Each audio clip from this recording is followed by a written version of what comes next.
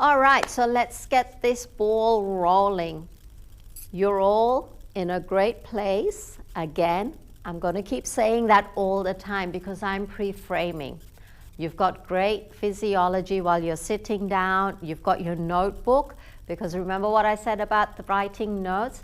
As soon as you put pen to paper, your neurology, your neurosystem starts acknowledging the information that you're putting down.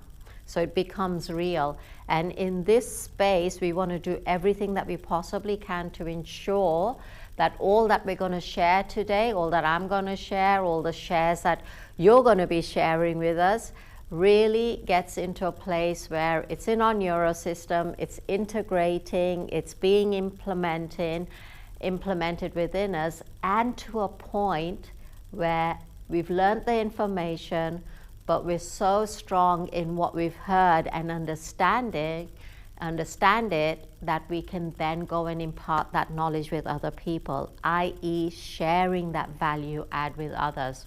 Because if you learn in the way that you know you're going to have to teach it to somebody else tomorrow, then my friends, you'll find that you're going to spend more attention in listening and in seeing and even feeling.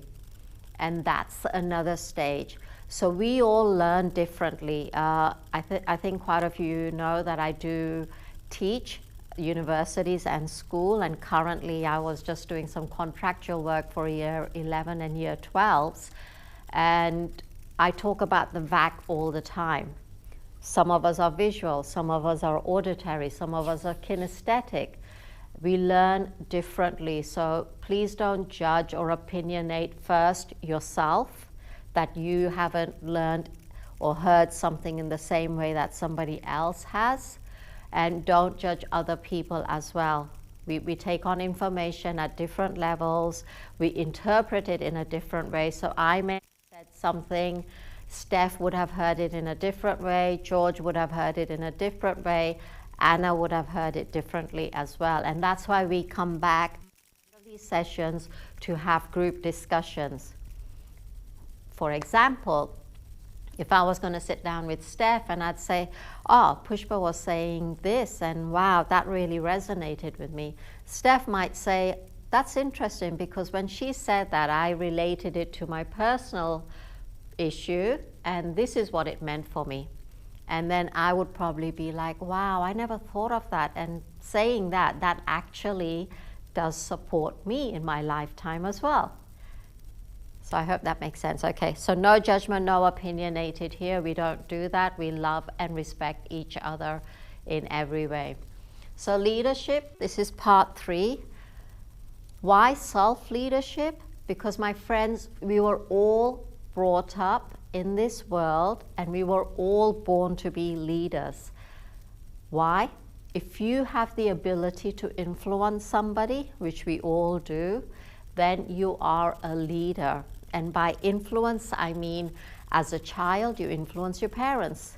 As an adult, you influence your parents, your friends, your loved ones, you influence people at work.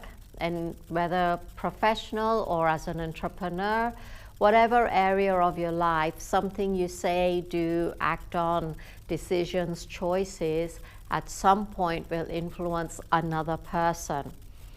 For many of us, that leadership skill has sort of been dampened down, and lots of rocks and events have happened, and it's compromised our ability to become that strong self-leader.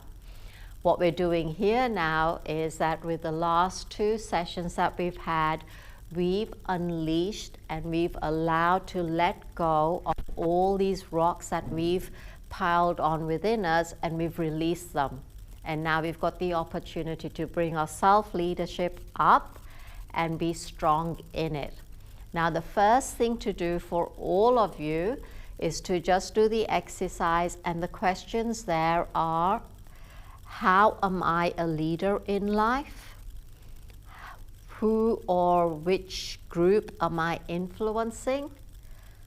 How am I influencing them? Is it through action? Is it through words? Is it through decisions?